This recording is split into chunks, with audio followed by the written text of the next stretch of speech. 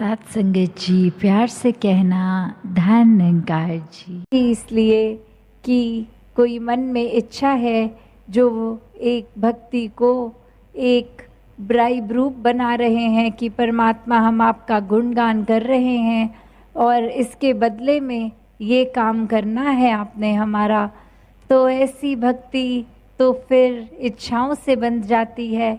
तो वो मन के भाव में फिर समर्पण भाव की भक्ति नहीं है।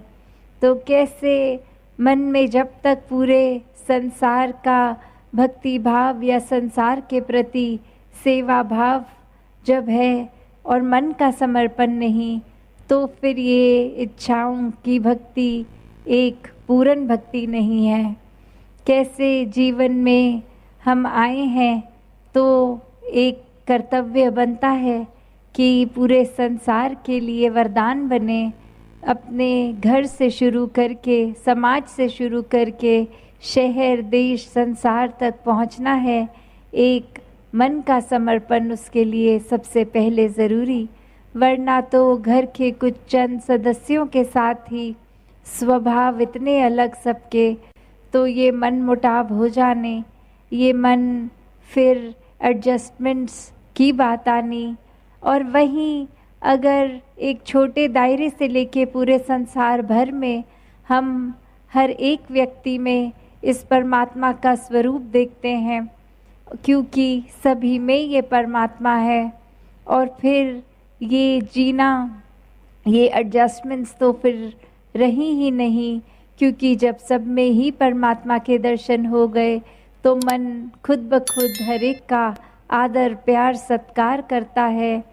फिर एक ऊंच नीच की बात भी नहीं रहती समाज में, जाति पाति के बंधन भी नहीं, क्योंकि देखने में चाहे सब कितने अलग, चाहे कैसा भी एक रहना खाना सबका अलग, फिर भी ये परमात्मा के बनाए परमात्मा के प्यारे हैं।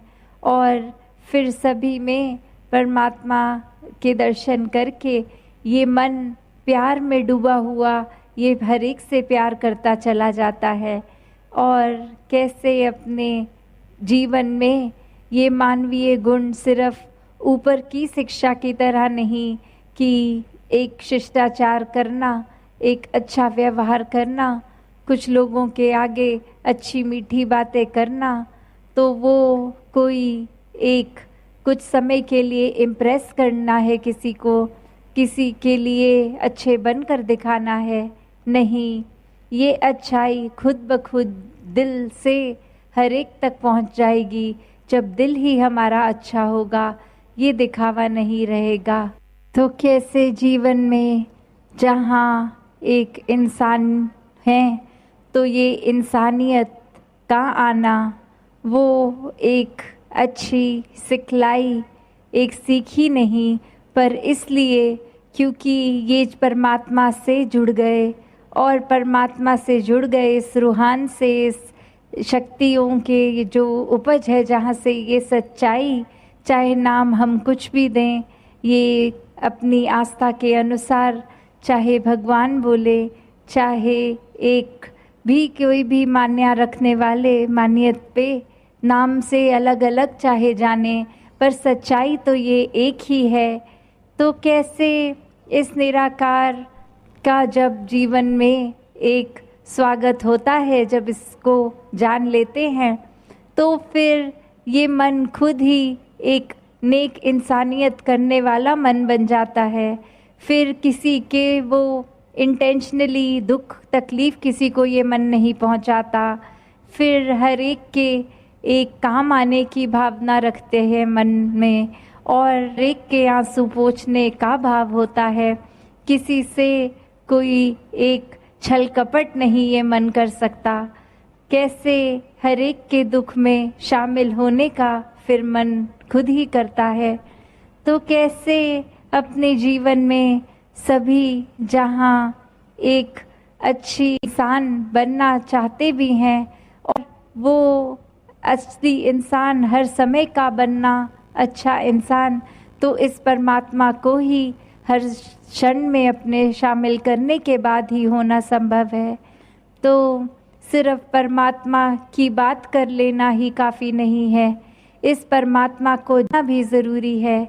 जैसे अभी सत्संग में भी सुन रहे थे कि संसार में जितने भी वेद ग्रंथ हैं वो अगर पढ़ लिए मुबारक है, और अगर कोई पढ़ा लिखा नहीं भी है तो भी वो उतना ही स्पिरिचुअल हो सकता है। वो बात सिर्फ कि एक आध्यात्मिक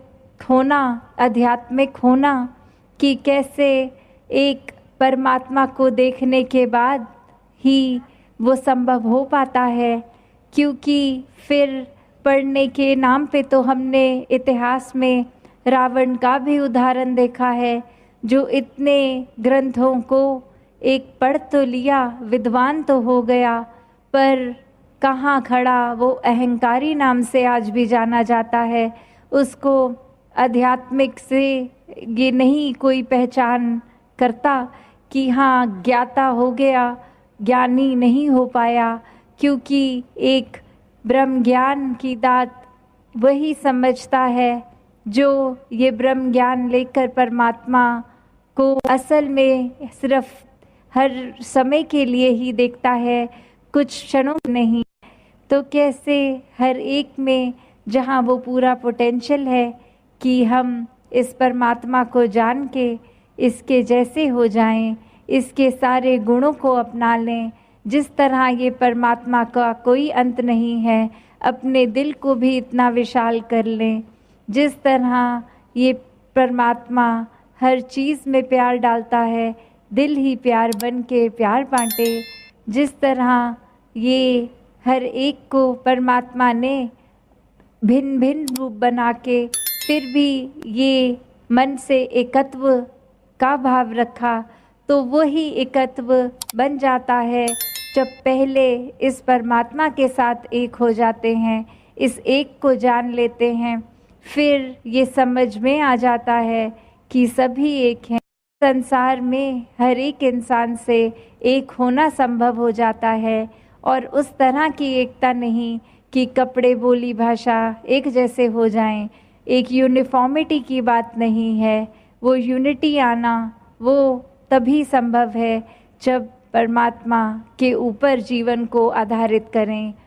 में इस निरंकार से जुड़ते चले जाएंगे तो वो नेचुरली वही बात कि हमारे मन में भी वही सच्चाई अपनी पकड़ और बनाएगी, और हमारा मन भी फिर कुछ और गलत चीज़ें सोचने के बजाय सिर्फ ये सच्चाई से ही जुड़ता चला जाएगा। हाँ जी, सब कुछ पीछे रह जाता है, नेकी ही संग जाती है, मालिक की दरगाह में जाकर नेकी काम आती है जी।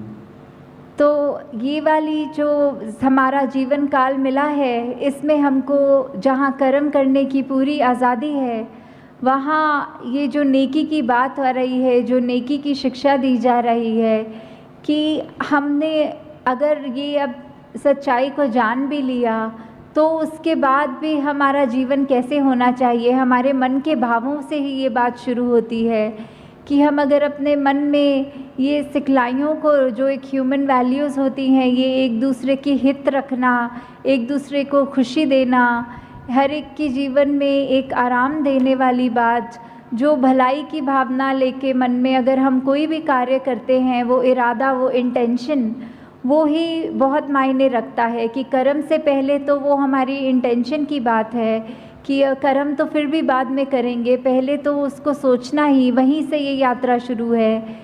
तो ये नेकी करने की बात कि जितना हम जीवन में निरंकार से जुड़े रहेंगे उतने ही हमारे कर्म कुछ भी गलत हमसे नहीं करवाएंगे। हम खुद वो चेतन अवस्था में रह कर कि निरंकार हर समय है, प्रभु परमात्मा हर समय हमें देख रहा है, तो कुछ जानबूझकर तो गलती नहीं कर पाएंगे। और वही बात कि मन में सिर्फ अच्छाई जब रहेगी तो ये नेकी का रास्ता लेके हम ना कि सिर्फ अपना ही जीवन संवारेंगे, पर औरों के लिए भी, उनके जीवन में भी हम और उनको भी खुशी दे सकेंगे।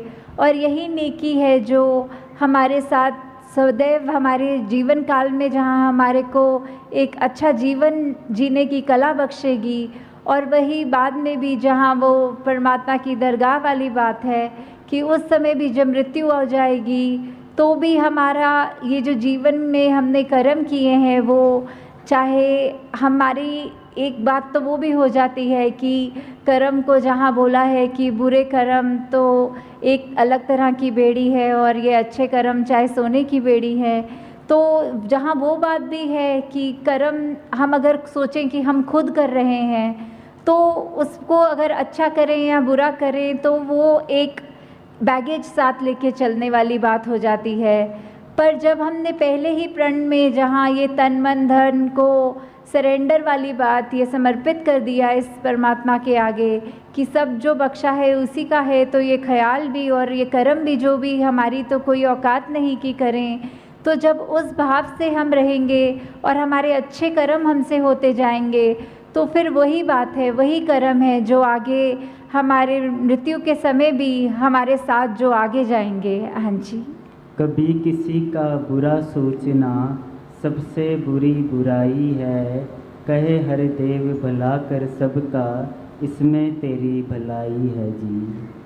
तो ये सरबत के भले वाली बात कि हर एक में कोई फ़र्क ना करते हुए कि ये भलाई की भाव जब मन में है, ये मन में जो रोशनी जग गई है, तो फिर उस रोशनी ने कोई पार्शियलिटी नहीं करनी, कोई ऐसा नहीं सोचना कि सिर्फ इस व्यक्ति के लिए ही रोशनी है, इस व्यक्ति के लिए अंधेरा है। तो वो जब रोशनी जगी है तो वो हर एक बराबर है, आगे हर एक को ही उतना ही दिखना है। तो हमने भी अपने नज़र में कोई फ़र्क नहीं करना, वो भाई कन्हैया वाली सेवा भक्ति की बात कि जहाँ युद्ध के मैदान में जब उनसे भी पूछा गया कि आपने ये सेवा रूप में पानी पिलाना है, तो उन्होंने कोई फ़र्क नहीं किया कि ये हमारी सेना है और ये दुश्मन की सेना है। उनको भी वही भाव लगा कि सभी अपने हैं, ये जो अपनापन, ये जो सभी अपने वाली भाव है, वो उस भाव से जो सेवा की गई उनकी भी, तो वही एक मूल बात है कि जब ये परमात्मा प्रभु ये ही एक है और हम उसके संतान, चाहे कितने भी भिन्न भिन्न दिखते हों, आदतें कितनी अलग हों, खान पीन, कोई पहनावा, कोई रहने की जगह, कोई देश, जितने भी अलग हम उस तरह दिख रहे हों, पर ये जोत तो एक ही है जो हमारे साथ है, जो हम जिसका अंश अपने आप को बोलते हैं, परमात्मा का अंश ये आत्मा, सब में वो ही एक बराबर आत्मा है। तो कोई उस तरह का फ़र्क ना जब करें और अपने आप पे ये सुधार हमेशा जारी रखें कि हम बस अपना एक जो सही मार्ग है उस पर ही चलते रहें, ठीक बातें करें, सही अपना उच्चारण रखें, तो वही बात हमारे जीवन में खुशबू भी जहाँ डालेगा वही हमको और निम्रता की ओर भी लेकर जाएगा। हमको अपने कर्मों के ऊपर वो अभिमान भी नहीं होगा और हमेशा वो सेवा भावना जहाँ सभी अपने हैं उस नज़रिए की तौफीक भी हमको हमारे साथ रहेगी। तो दासी सभी से यही एक कामना करते हुए कि निरंकार का जो पहचान हमें मिली है, हमको अपने कर्मों में ये एक एहसास हमेशा रखना है और साथ ही जहाँ अपने आप को तो ठीक मार्ग पे सेल्फ करेक्शन मोड पे रख के हर चीज़ को करना है, साथ ही कोशिश ये भी हो कि हम जितने भी और हमारे जानने वाले हैं हम उन तक भी ये सच्चाई की वे आवाज़ पहुँचाएँ कि जिस तरह हमको ये तौफीक मिली है, दातार कृपा करे हर एक के घर में एक ये ज्ञान उजारा होकर उनको भी ये रोशनी मिले। साथ संगत जी, धन्यवाद। साथ संगत जी प्यार से कहना धन निरंकार जी। साथ संगत जी आशा करती हूँ कि आप सभी अपने घर पे स्वस्थ होंगे, मस्त होंगे और निरंकार का सुमरन टाइम टू टाइम कर रहे होंगे। साथ संगत जी, तू मालिक तू खालिक मेरा, तू जागे अरदास करो, तन मन धन तेरी माया, पेश मसारी रास करो, तू ही माता पिता है जग का, बच्चे बाले तेरे हैं, तेरी हो यदि दया दृष्टि, जग में सुख घनेरे है, अंत तेरा कोई पा नहीं सकता, तेरा रूप न्यारा है, तू ऊंचा तू सबसे ऊंचा, तू ही एक सहारा है, अपनी सीमा अपनी हालत जान रहा, तू सारी है, अवतार दास दासों का तेरे चरणों पर बलिहारी है। चमत्कार विज्ञान ने ऐसा करके आज दिखाया है, बहरे को भी यंत्र लगा के सुर संगीत सुनाया है। देखो इस विज्ञान के चलते ऐसे ऐनक आई है, कम नजर वालों पहने तो देता उसे दिखाई है। नहीं बनाया कुछ भी ऐसा, मगर इसी विज्ञान ने इससे निंदा चुगली सुनना बंद किया हो कान ने। आज तलक विज्ञान ने कोई ऐसी चीज बनाई न जिससे ये इंसान की आंखें देखे कभी बुराई न। गुरु ज्ञान से लगी देखने आंखें बस अच्छाई को, कहे हरदेव कान संत के सुनते नहीं बुराई को। साध संगत जी प्यार से कहना धन निरंकार जी। साध संगत जी बड़े प्यार से कहना धन निरंकार जी। तेरी ओट सहारा तेरा तन मन घोल घुमावा, कहे अवतार तेरे ही दाता दिन राति गुण गावा। कहे अवतार तेरे ही दाता दिन राति गुण गावा। एक तू ही निरंकार, एक तू ही निरंकार, तू ही निरंकार, एक तू ही निरंकार। मेहा सदा भूलनहार, मेहा सदा भूलनहार, तू मेरे दाता बख्शनहार, तू मेरे दाता बख्शनहार। मेरे अवगुण ना चीता, मेरे अवगुण ना चीता। एक तू ही निरंकार, एक तू ही निरंकार, तू ही निरंकार, एक तू ही निरंकार। तेरा रूप है संसार, तेरा रूप है संसार, सबका भला करो करतार, सबका भला करो करतार। मेरी मंग है ये दातार, मेरी मंग है ये दातार। एक तू ही निरंकार, एक तू ही निरंकार, तू ही निरंकार, एक तू ही निरंकार।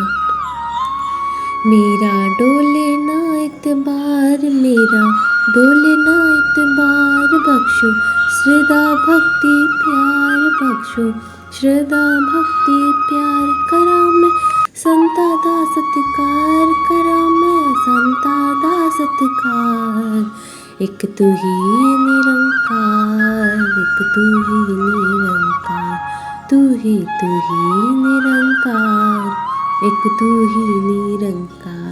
साध संगत जी बड़े प्यार से कहना धन निरंकार।